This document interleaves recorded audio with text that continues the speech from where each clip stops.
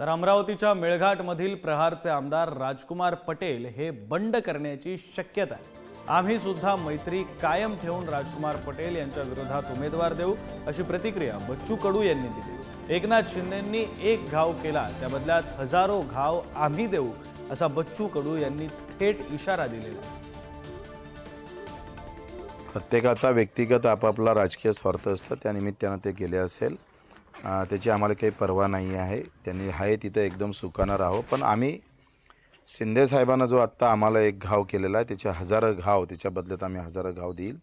शिंदे गटाला सुद्धा आम्ही या सगळ्या संदर्भात त्यांनी एक खेळी खेळली, आम्ही 10 खेळी खेळू आणि त्याचे परिणाम शिंदे गटाला भोगायला लावू। काय होतं आहे का कार्यकर्त्यामध्ये हौसे नवसे गवसे सगळेच असतात। काही जे विचारानं जुडलेले कार्यकर्ते असते ते जन्मभर राहतात आणि राजकीय दृष्ट्या आलेले लोक एकूण तिकून जाणं येणं चालू असतं।